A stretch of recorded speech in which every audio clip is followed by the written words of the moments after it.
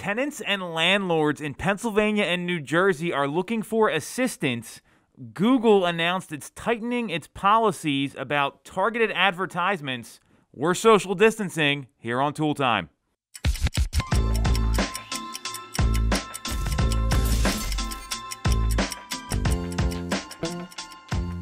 We're back in the office. Hello. It's Toole Time.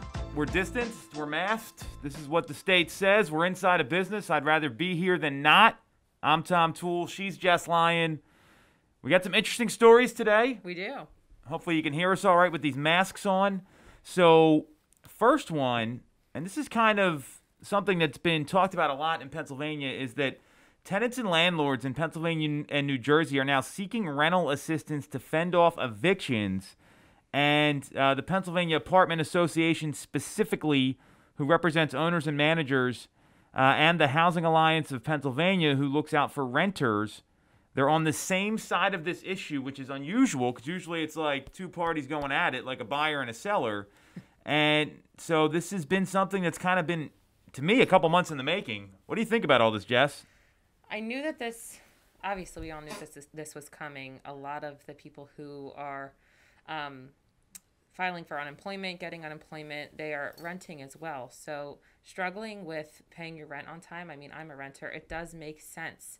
Obviously, you know, with losing your job, you need to still have that like backup fund or something like that. But my first train of thought was, okay, maybe I need to reevaluate where I'm spending my money. If I lost my job, if I'm getting unemployment, maybe I can move into a parent's house or something like that, try and save my... I listen to Dave Ramsey a lot, and that's what he kind of suggests. If you're paying too much rent or you can't afford your rent, go live with a loved one or something like that and save up cash. You and Rich moving in with your parents? Is that what you're talking about here? Never. Yeah, so okay. Okay. So I just want to talk about the practicality of it. But you can't, though, because, I mean, in some instances you can't right now, but this is a result of a pandemic, and you really can't be living with your parents. So this makes sense for landlords and, you know, tenants to come. They need assistance if you can't pay your rent. And according to the article, you need to have been consistently making your rent payments on time up until March 1st. So it makes sense. They need help, and there's you know,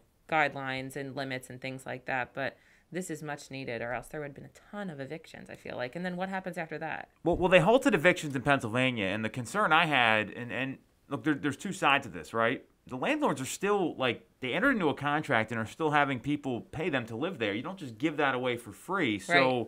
the fact that there's a joint solution here, to me, makes a lot of sense. And they're looking for some sort of assistance in having to do that. So, you know, what the article says is that there is some rental relief. I mean, there's some people that have put their tenants on payment plans. You know, this is a relevant issue right now, and a lot of people have been paying. I mean, you know, as a landlord, I was concerned about this, and we told all our tenants, hey, we'll work with you, we'll figure it out.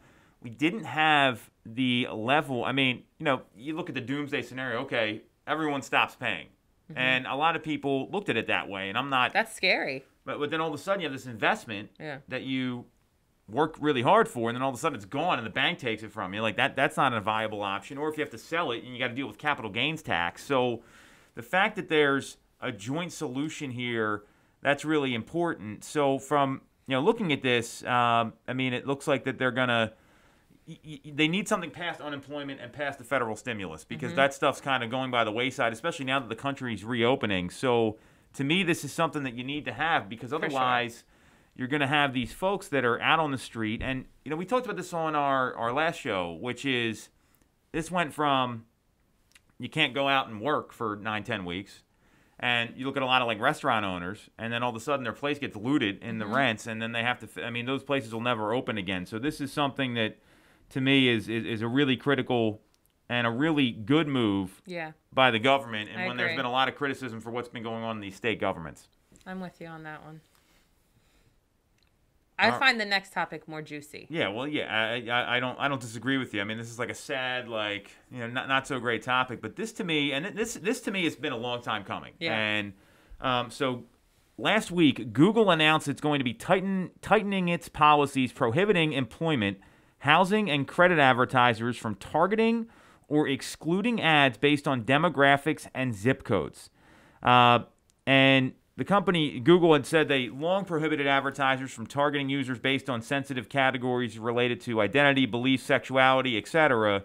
But now they're doing, they're not allowing targeting based on race, religion, ethnicity, sexual orientation, national origin, or disability. But now they've added some new categories to improve access to housing, employment, and credit opportunities. So if you don't know what a Google pay-per-click ad is, do a Google search, and the first 3 things that come up are based on what you search. So just to give people some point of reference here. So what do you think about all this, Jess? As a business owner, I am not one, but I can see from their perspective, I see benefit in advertising to my target audience. And not being able to do that would be a huge hit to my business. It's not like I'm turning around and saying, just because I'm not advertising to you won't mean I'm not selling my product to you. You can Google it, and if you're interested, buy or use my services or something like that. I think that we need to be able to target based on like zip code and on Facebook or something like that. Life events, things like that. We're not discriminating. We're just, these people are most likely to purchase our product. Anybody else who wants to buy, Google it, you can too, you know? Well, I agree with you there, and I think the issue, I mean, Facebook did this about a year ago where they changed their ad platform totally because they were accused by HUD of enabling housing discrimination. This is not like a new thing where you could just be able to go in and say, I'll look for people between this age and this age. The zip code targeting, to me, you're right. I mean, because there's a lot of data around housing that 68% of people move within 7 miles of their current location. It was the other factors. And, to me, and we've talked about this, but I think there's a lot more fair housing issues that come up in real estate than people think. For example, you write an offer for a property and include a picture of your buyer in there. Well, guess what? Now that person can be discriminated against. That's why we don't present those letters on our listings, because that's a violation. I don't want it to influence the decision. So that's that's a real thing. I do agree they have to be careful with the protected classes, right? Like that's the thing we need to look at here. The zip code one, that's a little interesting. I mean, because it's no different than running an ad in a newspaper where the newspaper circulates, and if people still did newspaper ads, which they shouldn't, like don't ever advertise in a newspaper if you want a good ROI, but you were able to advertise based on like the Delaware County route for the Inquirer or the Chester County route, or sometimes you had to do both depending on where the property was. So that to me is a little bit different than obviously the discrimination stuff, which is that's a no-brainer. You just got to that's easy. It's the zip code thing is interesting. Yeah, I agree.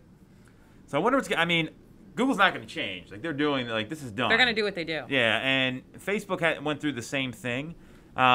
So we'll see how it goes. And what I will tell you is these advertisers for online ads, and I feel like we have companies that handle this for us. Big companies. I've been to their campuses. They're going to find a way to pivot because this stuff always changes. So rather than get worked up about it, it's what can we do now and how can we work? Yeah. Alrighty. What do you got for the quote? I have a quote. I was thinking about a quote anyway, and I don't know exactly who said it because I feel like a bunch of different people do say it, but it's do what you love and you'll never work a day in your life. And I kind of don't agree with that, but I wanted to see what you thought. Well, if you don't like what you're doing, then you're not going to be impassioned to show up. And, do some days suck? Yeah, absolutely. I mean, that's one of the, you have to kind of embrace the things that you don't want to do. Like that eating the frog concept, the hardest thing you have to do it first thing in the morning or get that done first. At the same time, just because, clearly I'm working. Like, we're working here. Like, there's no question about it. I think what the quote means is that it's not going to feel like a job. It's going to feel like part of your life, your purpose, your career, which is a big difference. And I don't take it so literally as you might. And what I know is that, there's going to be bad days, but if you're doing something you want to do, then it's going to make you want to get up in the morning and do stuff. Like no one, if everyone just did what they wanted all the time, you wouldn't be doing anything. I mean, it's to get the things you want. Exactly. And what I look at is what's the end game here? What am I doing with my life? How am I taking care of my family, my kids, spending time with my friends, the people I care about? So to me, I'm here working. I don't, there's a lot worse things I could be doing with my time. I mean, That's I've been true. doing, and I mean, I could be, you know, I mean, I was an accounting and finance major. I didn't want to sit behind a desk doing accounting journal entries all day long. I wanted to get out and run my own business, and we don't have to deal with a corporate structure here, which is really appealing to me. So in that way, I don't feel like I'm working. For sure. And I did take it a little bit more literally, because I feel like once you find your passion and you're like, okay, I'm going to do this for the rest of my life, there are going to be days when you're in it, and I'm sure you've experienced this, where you like maybe like hate it and you're like, what am I doing? And then you realize that you are doing something that you are passionate about, and there's a reason why you're going through hell right now to accomplish a bigger goal. But it's not going to be like you're happy if you're doing something you love. You're going to go through those days where you're kind of going through the shit. Pretty much says it all. All right. We'll be back next week. Thanks for watching.